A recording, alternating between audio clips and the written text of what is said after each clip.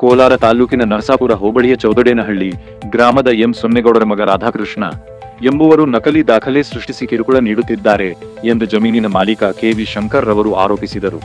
ಚೌಡದೇನಹಳ್ಳಿಯ survey number 157/1ರಲ್ಲಿ 1 ಎಕರೆ 34 ಗುಂಟೆ ಜಮೀನು ಇದ್ದು, ಈ ಜಮೀನಿಗೆ ವಿದ್ಯುತ್ ಸಂಪರ್ಕ ಇದೇ ರಾಧಾಕೃಷ್ಣ ಜಮೀನಿನಿಂದ ಹಾದು ಹೋಗಿರುತ್ತದೆ.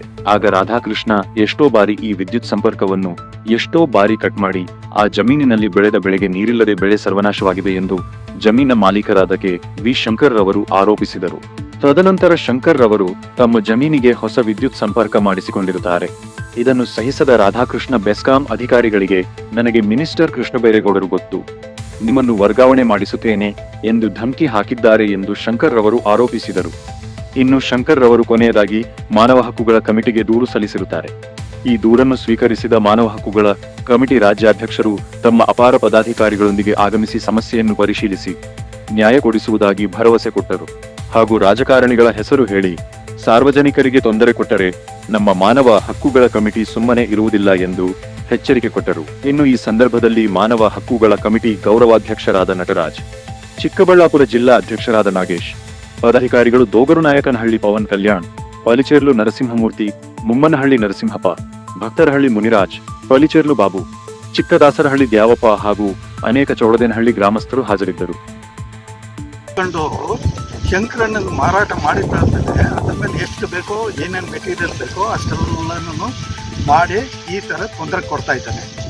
ಈಗ ಅದ್ರ ಸಾಕ್ಷಿಗಳು ಇದ್ದಾರೆ, ಅವ್ರ ಹತ್ರಕ್ಕೆಲ್ಲ ಹೋಗಿರಿ ಎಲ್ಲ ಅವ್ರ ಸಾಕ್ಷಿಗಳನ್ನ ನಮ್ಗೆ ಗೊತ್ತೇ ಇಲ್ಲ ಇವನು ಈ ಥರ ಮಾಡಿರೋದೆಲ್ಲನೂ ಎಲ್ಲ ಬರೀ ಇದು ಸುಳ್ಳನ. ನೀವು ಎಲ್ಲಿ ಬೇಕಾದ್ರೂ ಕೋರ್ಟಿಗೆ ತರಲಿ, ನಾನು ಬಂದು ಹೇಳ್ತೀನಿ ಅಂತ ಹೇಳಿದ್ದೆ, ಅವ್ರು ಹೇಳ್ತಾ ಇದ್ದಾನೆ.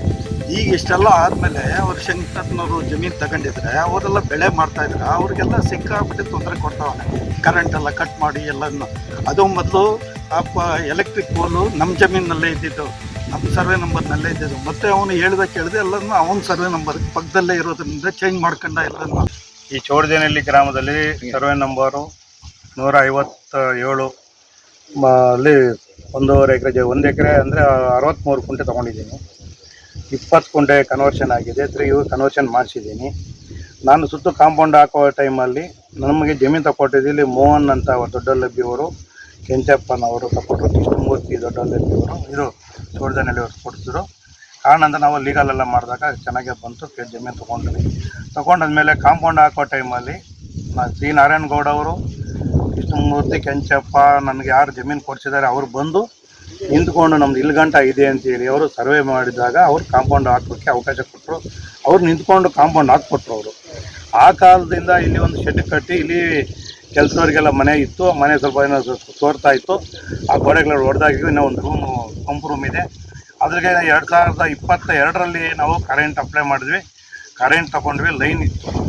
ಈ 4 ಜನ ಸುಮ್ಮನೆ ಇದ್ದರು. ಇವಾಗ ಏನು ಮಾಡ್ತಾರೆ, ಅವಾಗವಾಗ ಬಂದು ಕರೆಂಟ್ ಕಟ್ ಮಾಡ್ತಾರೆ. ನಮ್ಮ ಜಮೀನಲ್ಲಿ ಒಂದ್ಸಲ ಪೋಸ್ ಹಾಕಿದ್ರೆ ಅವಾಗ ಕಟ್ ಮಾಡಿದ್ರು, ಜೋಳ ಹಾಕಿದ್ರೆ ಅವಾಗ ಕಟ್ ಮಾಡಿದ್ರು.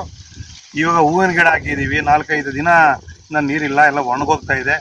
ಇವಾಗ ನಾವು ಲೀಗಲ್ ಆಗಿ ನಾವು ಕಾರಣ ಅಂತ ನಾವು ಬೆಸ್ಕಾಮ್ಗೆ ಕಾಂಟ್ರಾಕ್ಟ್ ಮುಖಾಂತರ ಅಪ್ಲೈ ಮಾಡಿ 2 ಕಂಬ ಹಾಸ್ಕೊಂಡು ಅವ್ರ ಜಮೀನಿಂದಲ್ಲಿ ನಾವು ತೆಗೆದುಬಿಟ್ಟು ನಮ್ದ್ರಲ್ಲಿ ಹಾಕ್ಕೊಂಡ್ವಿ.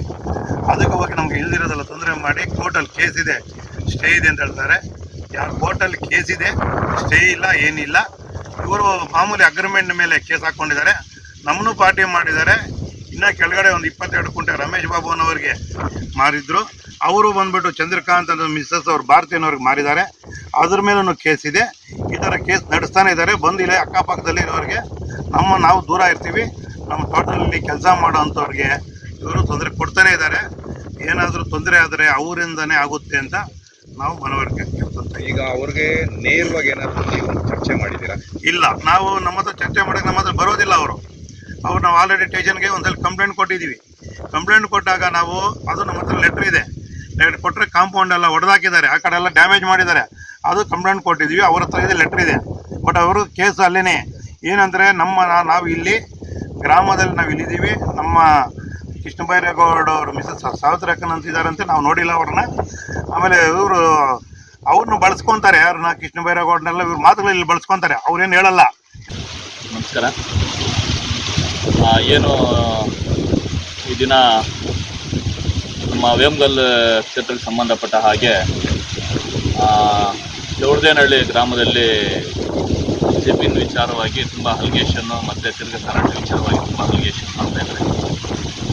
ಹಾಗಾಗಿ ಇದು ನಮ್ಮ ಗಮನಕ್ಕೆ ಬಂದ ಕೂಡಲೇ ಅದನ್ನು ಎಚ್ಚೆತ್ಕೊಂಡು ಇಮ್ಮಿಡಿಯೇಟ್ಲಿ ನಾವು ಸ್ಥಳಕ್ಕೆ ಬಂದು ಪರಿಶೀಲನೆ ಮಾಡಿದಾಗ ಅಥವಾ ಸಂಬಂಧಪಟ್ಟಂಥ KEB ಅಧಿಕಾರಿಗಳನ್ನ ಈಗ ನೇರವಾಗಿ ಖುದ್ದು ನಾವು ಭೇಟಿ ಆದಾಗ ಅಲ್ಲಿ ಆ ವ್ಯಕ್ತಿ ಮಾಡ್ತಿರ್ತಕ್ಕಂಥ ಕೆಲಸ ನೋಡಿದ್ರೆ